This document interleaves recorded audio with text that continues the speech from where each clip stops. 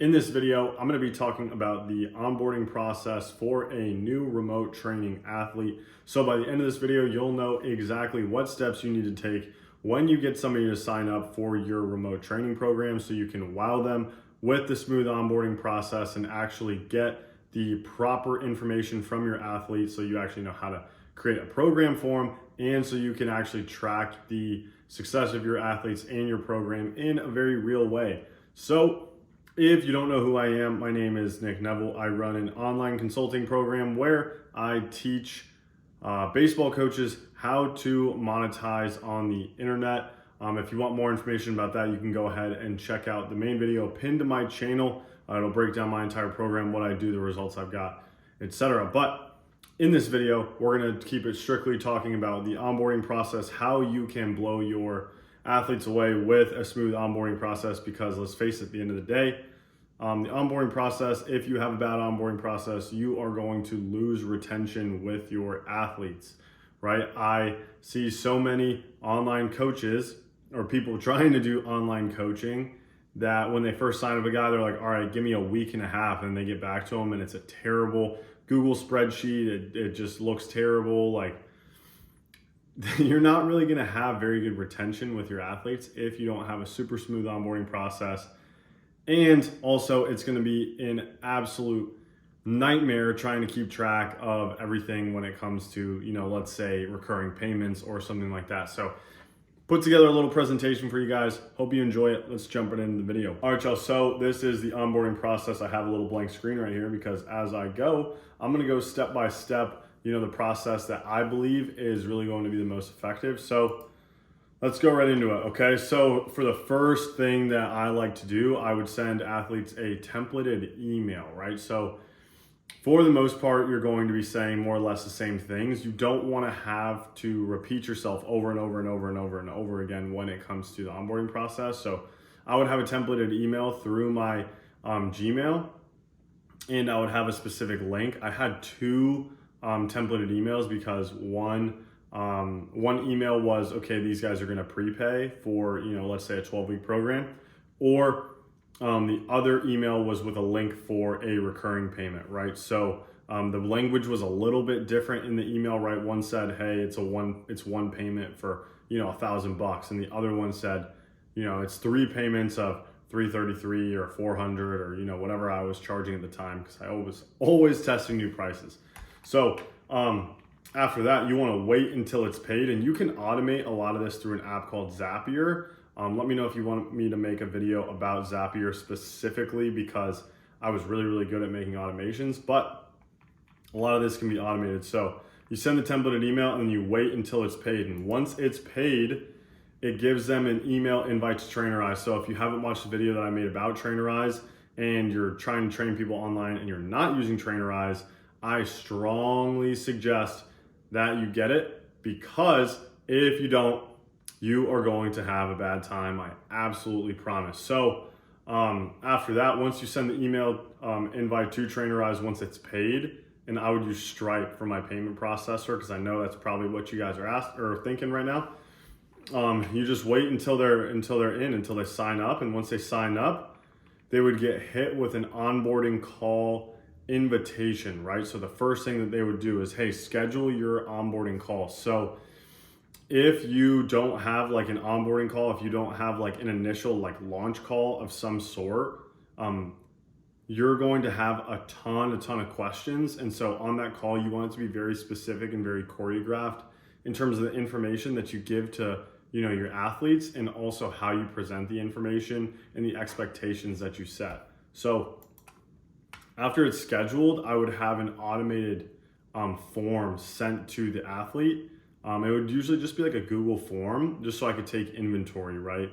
And for me, like the biggest things that I want to know are kind of like where they were at, what their goals were, what they felt like was stopping them from getting there. And then, I started asking for an MLB comp, so that, on the call, I could go over their, mechanics side by side with an MLB player.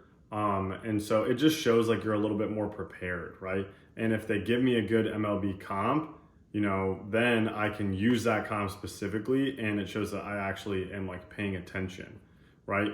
And then I can use that comp to illustrate, what they need to improve. So this is kind of where things get a little bit tricky, right? So you'll have the video request as soon as the onboarding form gets completed. And by the way, these are all videos, right? Onboarding call invite, onboarding call form. I'll have a video that'll say like, this is what the next step in the process is. And these are all automated through Trainerize. So like I said, if you don't have Trainerize, you absolutely need to get it. But once the onboarding call is submitted, or once the form is submitted, then it'll send a message asking for video, and it will, obviously go to a very specific place. But once their onboarding form is completed, I would have a bunch of different variations of like the program that I had, like a basic, program like outline, especially if somebody's starting with you brand new. They're more than likely going to be doing similar things to everybody else. So you should have like a basic template, and then you can create iterations of that program based on how they fill out their onboarding call form, right? And then, I just have examples here, athlete 1, athlete 2, athlete 3, and it will create their program for you, or it'll create the program automatically in Trainerize based on how they fill out their onboarding call form. And then they obviously get the video request, right?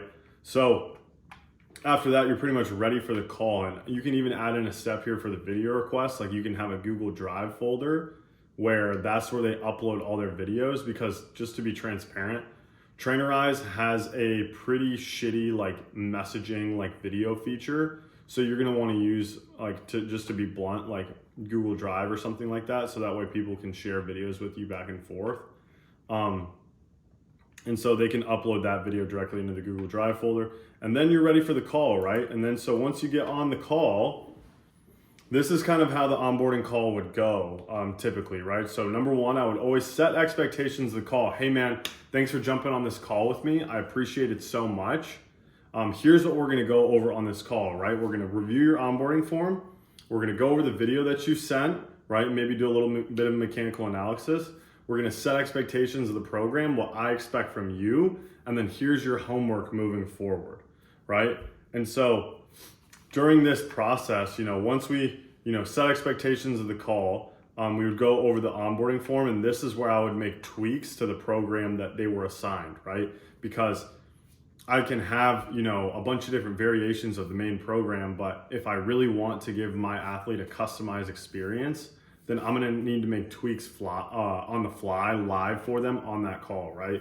So based on the onboarding form and based on our conversation that we're having, I would say, okay, this is what I think you need, this is what I think you need, this is what I think you need, this is what I had for you initially, but this is, I think, more, applicable to you, and that'll build trust with them.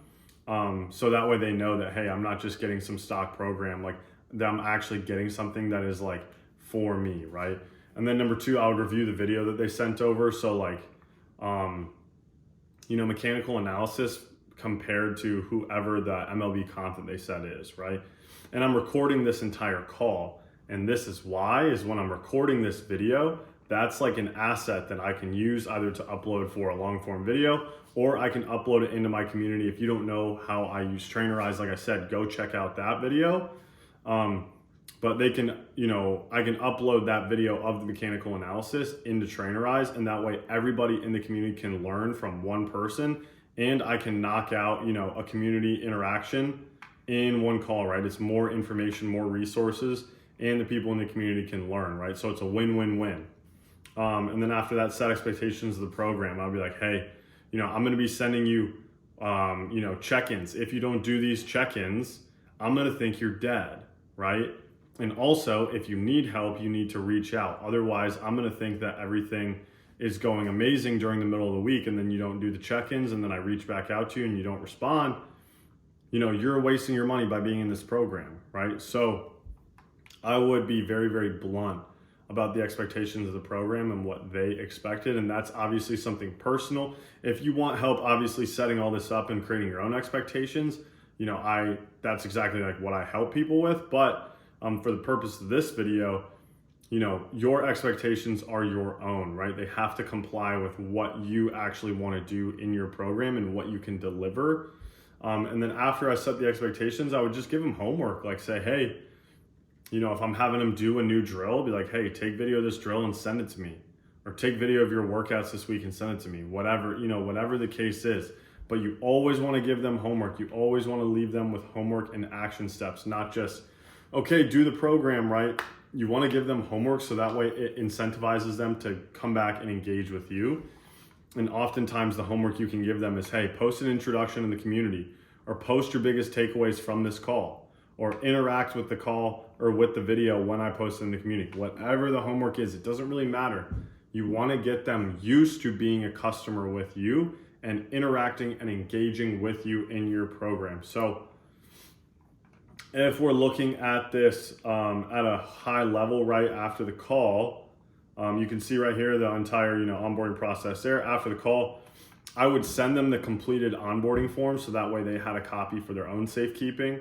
I would upload the video of them or of the mechanical analysis into the group, and then I would set a follow-up for the homework, right? So I would set a reminder in TrainerEyes. You can go ahead and send an automated message.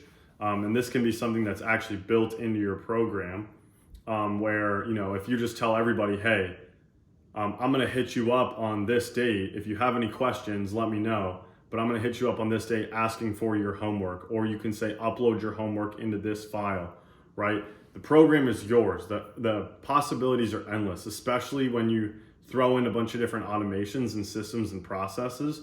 Things can get really fun. So that's pretty much the entire onboarding process front to back that I used. This can save you a ton of time, and it can allow you to hire somebody when you have like a standard operating procedure that people can follow. It allows you to actually scale, and so the quality of your training doesn't fall off if it's not you. So I hope you got a ton of value out of this video. If you did enjoy it, go ahead, give me a like, subscribe to my channel, or go ahead, follow me on Instagram, shoot me a DM if you have any questions. I'm here to help, right? My mission is to help baseball coaches transition online, get away from having to rely on a facility or, having to rely on an MLB organization, and really take control, of their own career and of their own income, right? So if that's you, if that sounds interesting to you, you can go ahead and book in a call with me. But if not, go ahead, check out my Instagram, like this video, subscribe, and I'll catch y'all in the next one. Peace.